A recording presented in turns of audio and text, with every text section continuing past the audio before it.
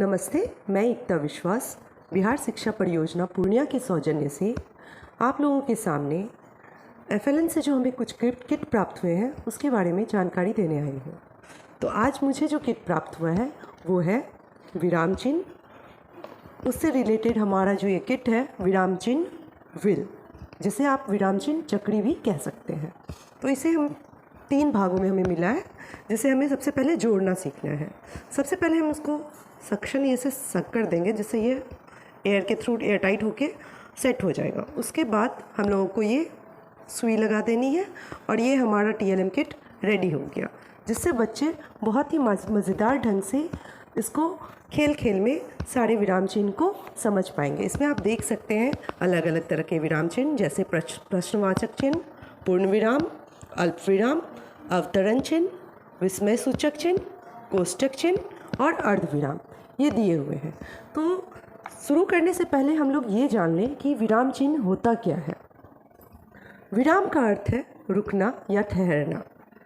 वाक्य को लिखते या बोलते समय हम कहीं कहीं कुछ देर के लिए रुकते या ठहरते हैं, जिससे वाक्य और अच्छे तरीके से स्पष्ट, अर्थवान एवं भावपूर्ण रूप में प्रकट होकर आती है, जिससे वाक्य को और अच्छे तरह से समझा जा सकता है। वाक्य को लिखते या बोलते समय जो हम कुछ देर के लिए रुकते हैं, उसको प्रकट करने के लिए अलग अलग चिन्हों का प्रयोग किया जाता है, जिन्हें विराम चिन्ह कहते हैं। तो आइए हम लोग अलग अलग विराम चिन्ह को इस टीएलएम के माध्यम से कैसे सीख सकते हैं वो जानते हैं। तो सबसे पहले बच्चों, मैं आप लोगों से बोलूँगी कि आप इसको स्पिन कीजिए। तो जैसे ही मैं इसे स्पिन करूँगी तो ये कहीं ना कहीं रुकेगा। तो देखिए ये अभी कहाँ रुका हुआ है, विस्मय सूचक चिन्ह के पास रुका हुआ है। तो विस्मय सूचक चिन्ह होता क्या है, पहले हम लोग को ये जानना है। विस्मय सूचक चिन्ह का ये प्रतीक है, इसे विस्मय सूचक चिन्ह कहते हैं। तो विस्मय सूचक चिन्ह जो होता है, हमें आश्चर्य भाव, चाहे करुणा हो, दुख हो, रोना, गुस्साना, ये सब जब भी हम एक दूसरे को अपना भाव प्रकट करते हैं लिखित रूप में, तब विस्मय सूचक चिन्ह का प्रयोग करते हैं। जैसे हाय, ओह, वाह, आह।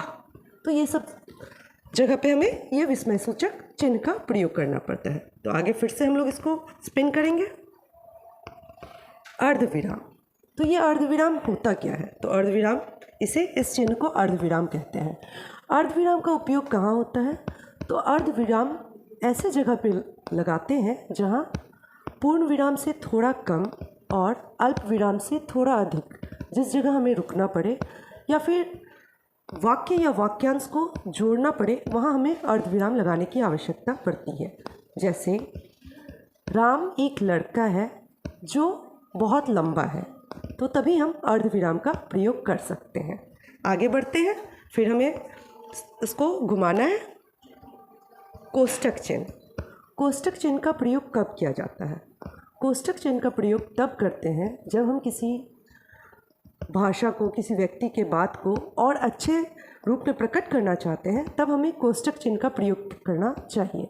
कोष्टक चिन्ह होता क्या है, ऐसे कोष्ट में उस बात को देना जिससे हमारा वाक्य और स्पष्ट रूप से सामने आता है। जैसे ऋषि गुस्से में निकल जाओ, तो ऋषि के बाद जो गुस्से में वो उसका भाव है, उसको हम लोग कोष्टक में लिखेंगे और उसके बाद निकल जाओ। तो उससे बिना ये जाने हुए भी हमारा वो क्लियर होगा कि उसको, उनका जो वो भाव है गुस्से में, वो गुस्से में ये बोल रहा है।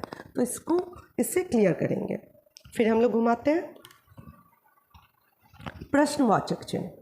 तो प्रश्नवाचक चिन्ह आप लोगों ने देखा होगा, आपकी किताबों में भी कई जगह आप लोगों से जब भी प्रश्न पूछा जाता है तो प्रश्नवाचक चिन्ह रहता है। तो प्रश्नवाचक चिन्ह नाम से ही स्पष्ट है, जब हम कोई प्रश्न पूछते हैं तब प्रश्नवाचक चिन्ह का प्रयोग किया जाता है। अब आगे बढ़ते हैं। अल्प विराम, इसका चिन्ह ये है अल्प विराम, जिसे इंग्लिश में कॉमा भी कहते हैं। अल्प विराम का उपयोग जब हमें थोड़ी देर ठहरना हो या फिर एक से अधिक वस्तु के बारे में बताना हो, तब इसका प्रयोग किया जाता है। जैसे आम, अमरूद, नारंगी फल है, तो यहाँ हम आम, अमरूद और नारंगी के बीच अल्प विराम लगाएंगे। अब आगे बढ़ते हैं।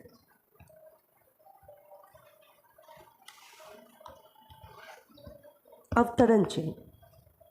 अवतरण चिन्ह होता क्या है, अवतरण चिन्ह अगर किसी के भाषा को हूबहू, जैसा उन्होंने कहा है, कोई भी महापुरुष हो, कोई भी व्यक्ति हो, उनको अगर हूबहू वैसे ही दर्शाना है, उसे उस वक्त हमें अवतरण चिन्ह का प्रयोग करना पड़ता है। तो अवतरण चिन्ह ये होता है, जैसे जो माता पिता अपने बच्चे को शिक्षा नहीं देते वो बच्चों के साथ अन्याय करते हैं, ऐसा चाणक्य ने कहा था।